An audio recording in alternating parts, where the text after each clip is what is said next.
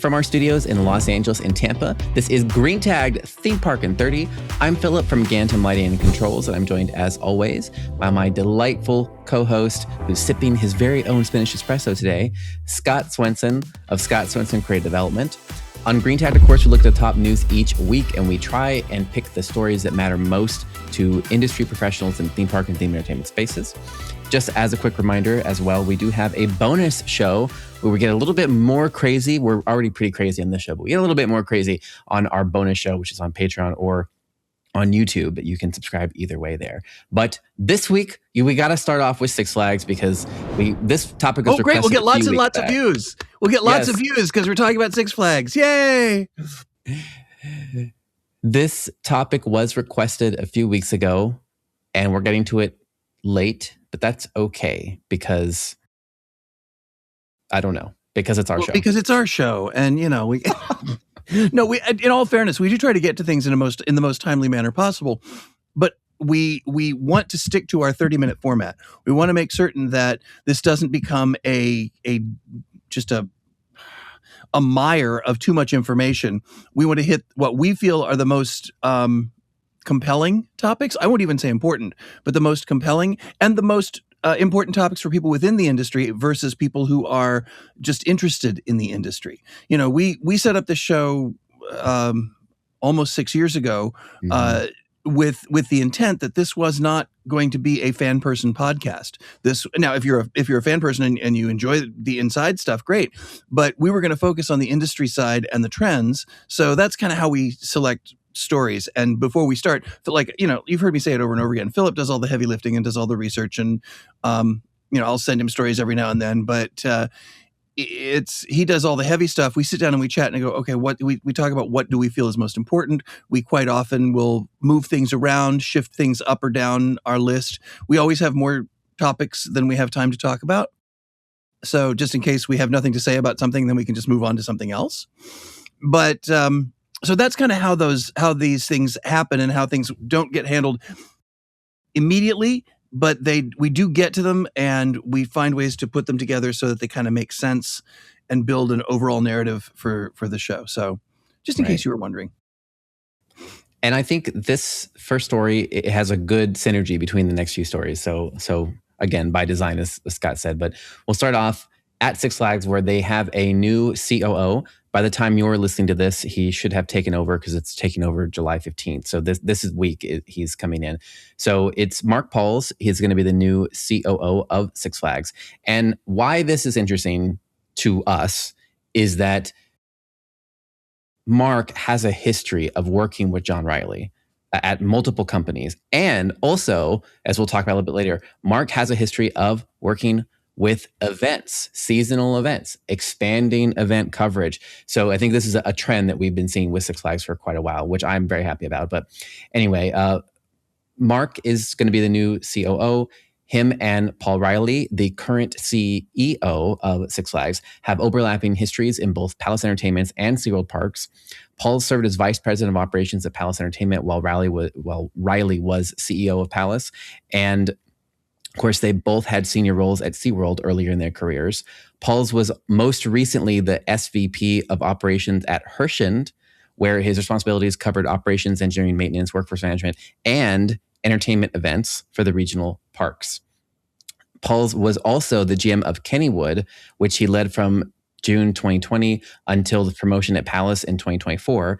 At Kennywood, he oversaw the park's 2021 retirement of Phantom Fright Nights and changed it over to Phantom Fall Fest, which was the hybrid model that paired the daytime family programming with the nighttime scares and added 15 operating nights. He also expanded the Holiday Lights event to 24 nights.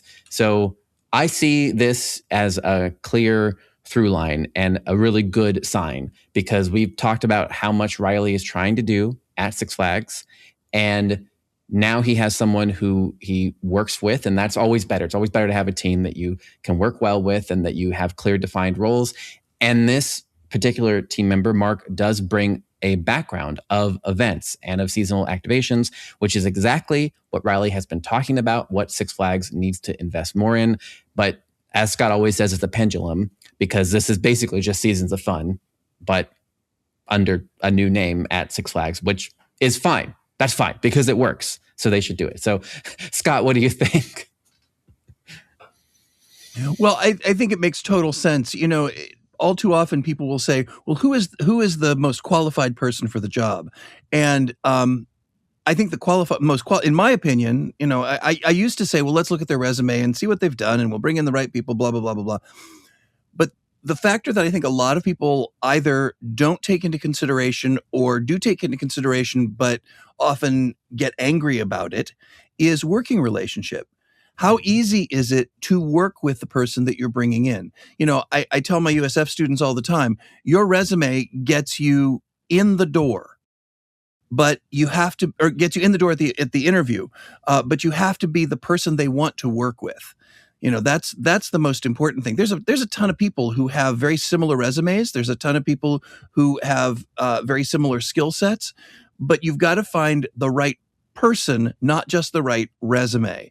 And because these guys have overlapping history that has brought them together, and then they've separated and come back together again, I think that makes an awful lot of sense because, think about it, with your best friends or the coworkers that you work with on a regular basis, you have a certain sort of shorthand that you can talk to each other, so you kind of know where the other one's going.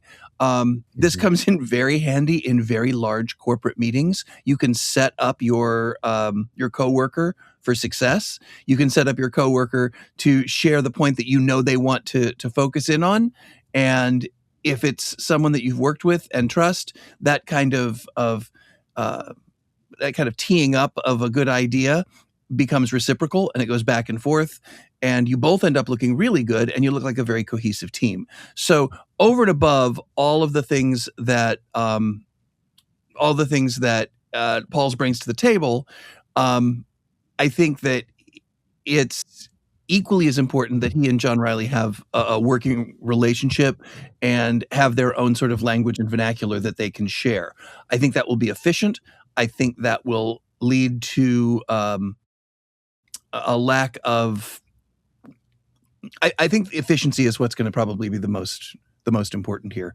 Now, you don't always want to surround yourself with people who think the same way you do, but I think in this case, with what's going on with Six Flags, I think this is a good move, primarily for stockholders, because when you have this kind of working relationship and understanding and mutual trust, you can make things happen more quickly, and you can turn things around more quickly. You can get your plans initiated more quickly, and since as we've reported, John Reilly still seems to have the board support.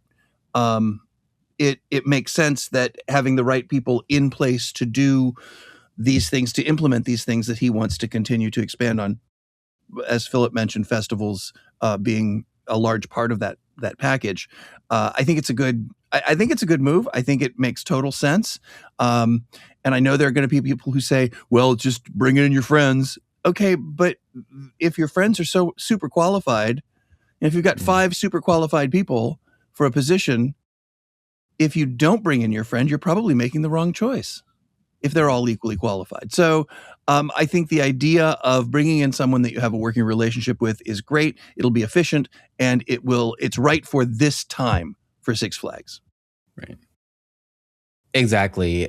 For this time in particular, because we've talked a little bit about the amount of change that has happened on the board and the amount of pressure that different battles that's going on internally, trying to steer the private equities, trying to steer, whatever.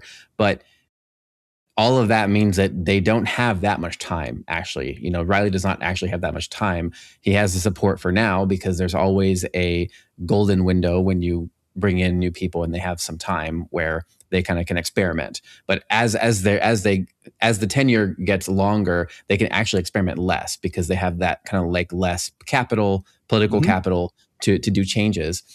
And to your point about them being able to work together, it's that takes a long time to get to figure out how people on a team work together.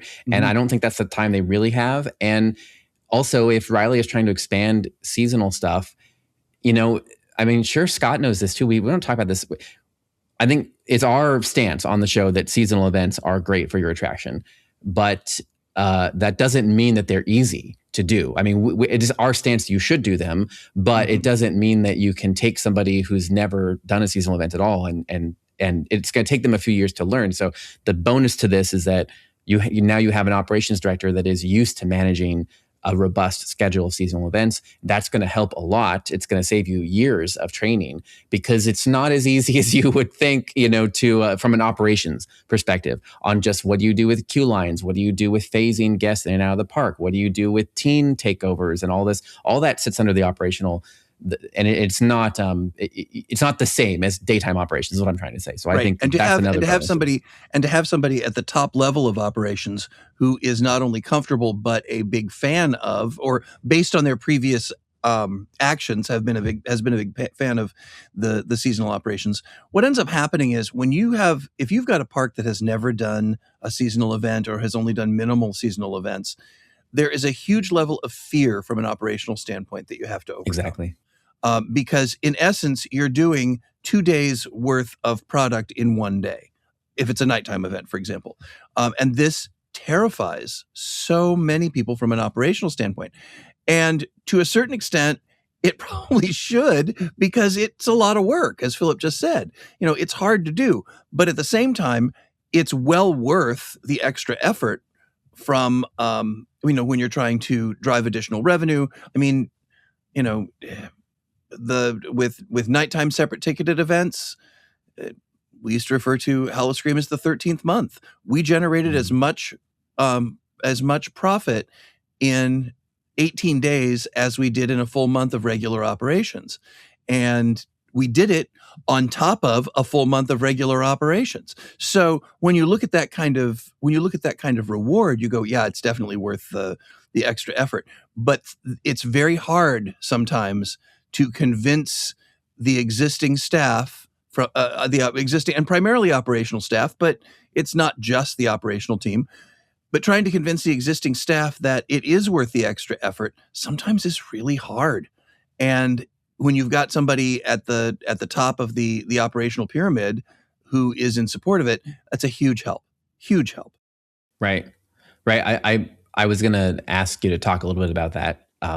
Which is just the idea that sometimes the biggest fight that you're facing with seasonal events, especially new ones, especially when you have a Six Flags brand, you're trying to add seasonal events to it or expand them. I think a lot of times the biggest fight is actually with your team, like the actual internal team.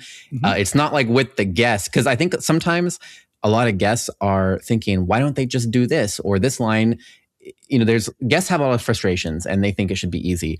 But then the reality is that a lot of the staff, especially frontline staff, like they don't want to do the seasonal event because it's more work for them and it's more stress. And so it's not just convincing those staff members, but then if there are not leaders that are willing to kind of go in and convince people person by person in the ops area, that is just, it's not going to happen. And Scott, you've dealt with that. Oh yeah, many times at many locations, and still dealing with it, so that everyone understands exactly what their role is. And it's funny because it's not just the operations team that has challenges, and it's not always the same challenge in every location. It's food and beverage. It's, I mean, a perfect. It can be something as simple as you get a team that, all of a sudden they say, okay, we're going to do a more robust Halloween event. And the internal team goes, this is great. I can create this and I can build this and I can do that. And forgetting completely that they have to do all of this on top of their regular job. So then they decide, okay, well, we'll put it into the budget to bring in some extra outside help, either from a creative standpoint or a construction standpoint or a building standpoint. And then I'll be able to do my own work. But then there's pushback there because they're like, well, yeah, but I want to do the fun stuff. I want to do the new stuff. So it becomes this sort of arm wrestling back and forth of finding the right balance.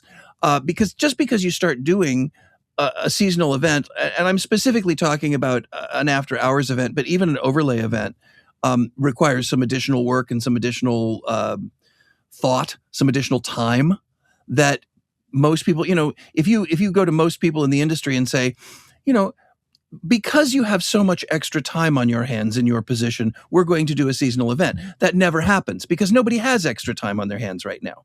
Everybody is most people I know are working as hard as they possibly can. And in fact, this is such an important topic that this year at IAPA Expo in November, Todd Zimmerman from Oddities and I are team teaching an edu-session. It's called Checks and Balances, and it's how to put together a good creative and operational team specifically for events, but even for the addition of new core product that finds the right balance between your own team so that they feel involved and they have a sense of ownership, and then finding the right outside partners who can come in and reinforce what your message is.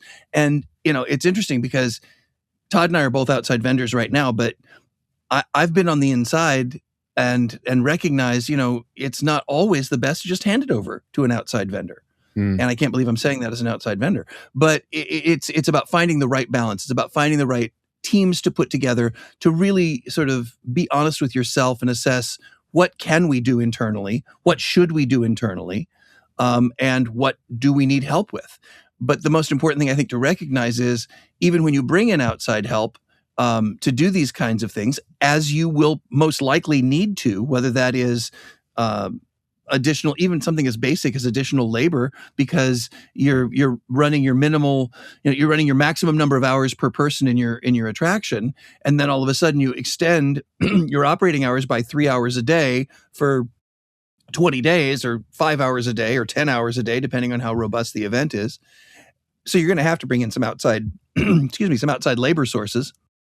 But even your team, you don't want to burn out your internal team. You want to find a way to reinforce it, and that becomes very, very important when you're planning out the whole thing, so that you don't have the kind of pushback that we're talking about. You don't have the kind of fear of, oh my gosh, this means I'm never going to see my home. My dog is going to starve. All those kinds of fears that people have.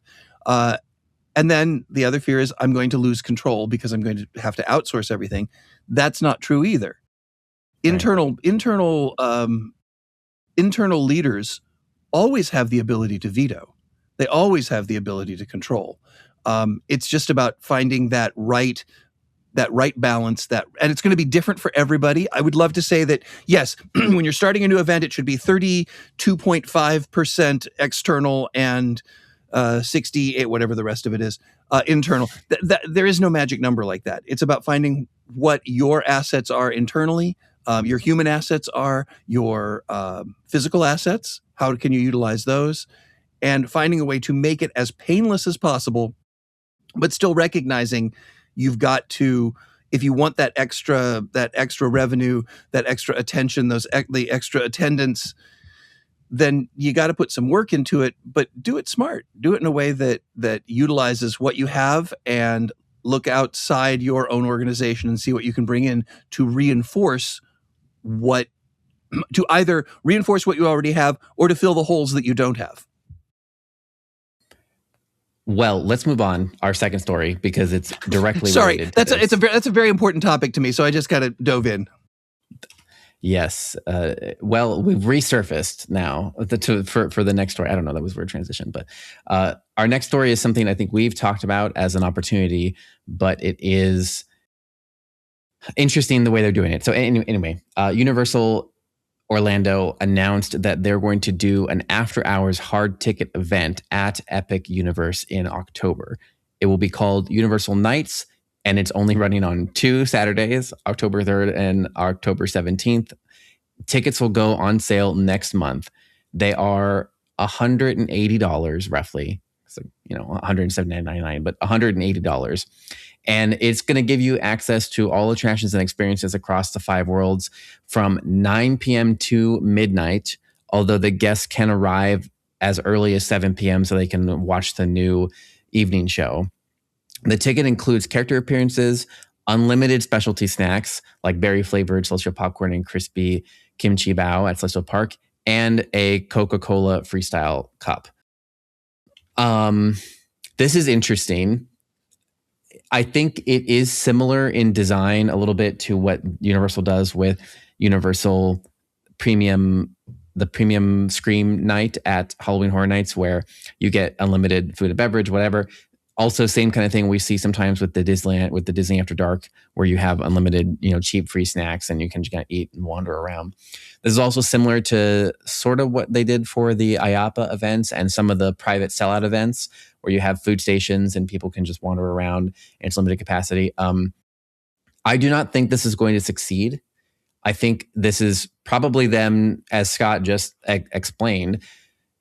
This is probably them just testing operations, and I'm sure that that's valid. They need, as Scott explained, it is a complicated thing to add an after hours event. So I think that this is probably them testing that, but it's not going to succeed in the long term because $180 is too much money for this ticket price, and the snacks are not worth it. And I think the big fans are going to, I think that's why there's 2 nights. Like, there's probably enough demand to sell out for 2 nights. But the real success for an after hours event would be something that you could do like Halloween Horror Nights, where you want to sell out 50 nights, not 2. So if I want to sell 50 of them, it's going to have to be a different price point. It's not going to work because $180 for 3 hours, that's that's not doing it. And same problem. Like, I'm already foreseeing the same problem. If you're going to pay $180, you're going to want to get on Battle of the Ministry.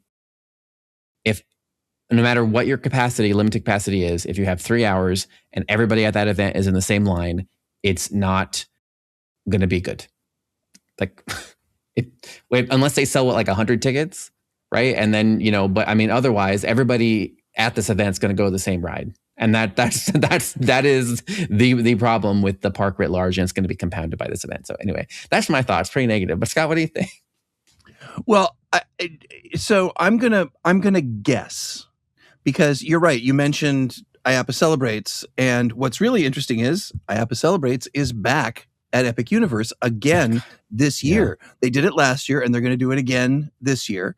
And I had a phenomenal time at IAPA Celebrates. I had a great time. I got to do exactly what I wanted to do. The food was good. The park was great. I didn't have to deal with the blistering heat that we all know is a big problem with Epic. And I mean, I'm sitting here, in Tampa right now, and it's, 4:00 in the afternoon.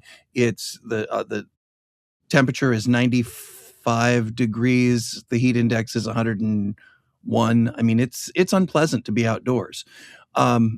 So I'm guessing that somebody looked at this and went, hey, we're doing these after hours events like IAPA Celebrates, like, these park buyouts, that kind of thing. What would it take for us to do this for guests? Because they're not stupid. They're seeing that they're getting yelled at for lack of shade, for oppressive heat. And I could very easily see their catering team or their operations team coming back and saying, well, because they don't want to do it, coming back and saying, well, in order to do this, we'd have to charge about this much, and it comes out to $180 per person. Oh, great. Can we be open until 2 a.m? No, we probably got to close around midnight. Then the people who were like, okay, this could have been a good idea, said, fine, well, then we can only do it for 2 nights, so we don't want to make. I actually think it is a brilliant idea. I agree with Philip. I think that the price point for this test, because that's exactly what it is, this test is too high. This does not seem that much different to so many of the things that Universal and Disney have done over the years, where they do some outlandish. I mean, Disney built a whole flipping hotel. So you got to test it somewhere. You got to figure out what the breaking point is from a price standpoint. I can see this being incredibly popular with international tourists, so that they could do other things during the day and be able to say that they did Epic Universe in a more controlled environment. Like I said, I've only been to Epic in buyout situations. I have never been to Epic as a standard guest. So I have a very different perception of the park. it is very possible that that is also why they are doing this, is so that people will start talking about the park, about the cool things that are there, and the fact that the park is beautiful at night. It is, Right. it is so, thanks to a lot of Gantom fixtures, it is a beautiful park after dark. So I think it is, I think there's a little subtext here that they're trying to flip the switch on the narrative, so that it's not just the park that has no trees and is way too hot. It's the park that is beautiful after dark, and when you can control crowds, you have a better experience.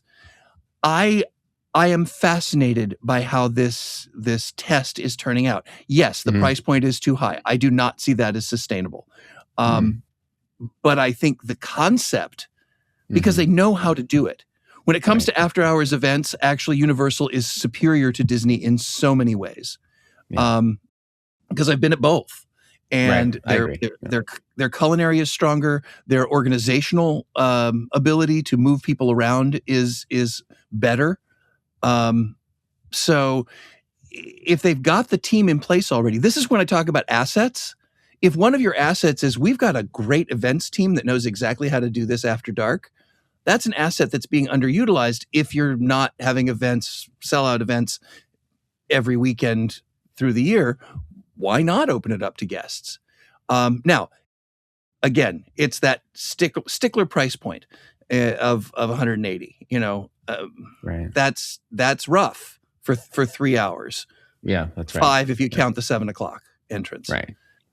That's tough. But is it something that is the product going to be workable and viable, and then all they have to do is pare down the price point? If that's the case, then this is a very successful test. So I'm curious to see. I think it's super smart. I really do. But it is not sustainable in its current form, and we'll have to see where it goes from here. And it's clearly a test. Right. 2 nights is not an event. 2 nights is not a rollout. 2 nights is a test. Right. So let's see where it goes. Right. We will be watching. Yep. And we will also be watching a new series that is going to be created using Meow Wolf original IP. So it's a good transition. Yes. I'm usually the one who does the clever verbal transition. Well, they're not all that clever, but the verbal transitions. But good job, Philip. Nice transition. Thank you. This is actually the most important story of the week, but we put it at the end.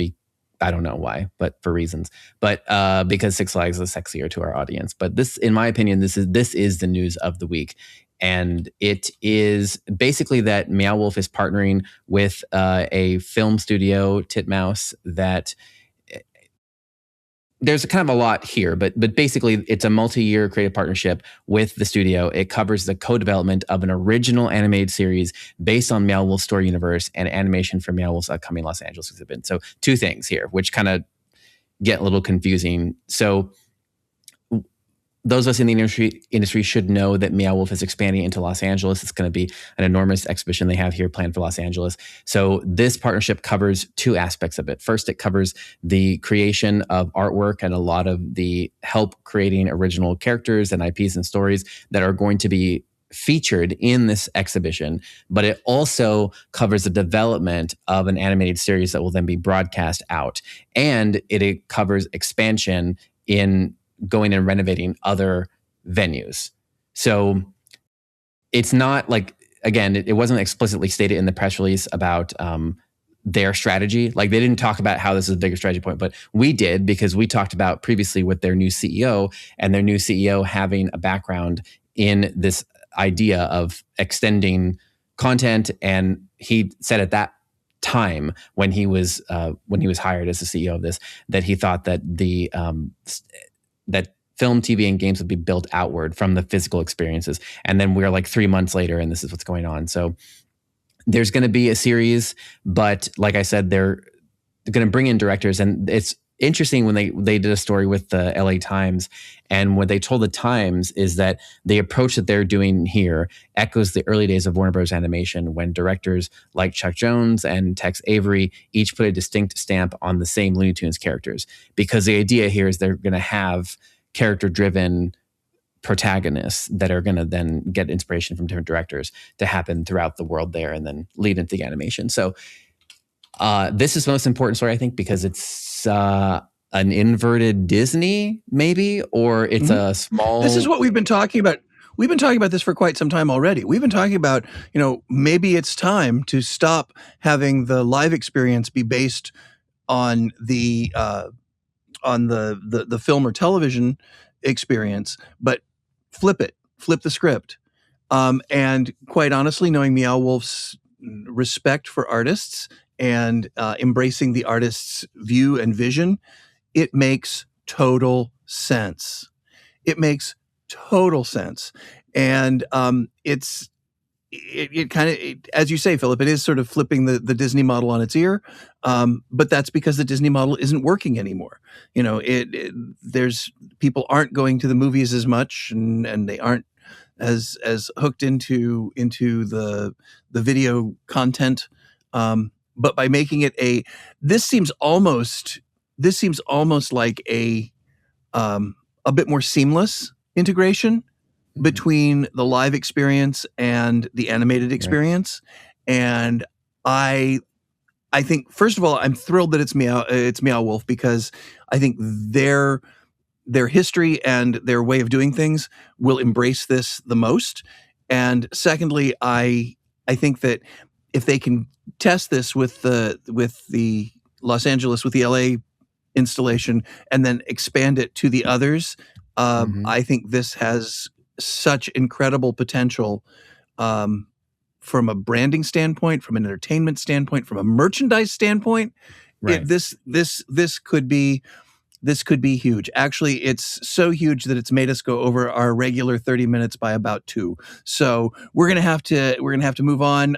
Actually, we're going to start recording right now, as Philip mentioned earlier, Green Tagged Unhinged, which is our Patreon show. So if you'd like to hear us go even further into the weeds and a little bit crazier, please join us there. It'd be a lot of fun. Otherwise, hopefully we will see each and every one of you next week. This is Green Tag Theme Park in 30. Thank you so much for listening.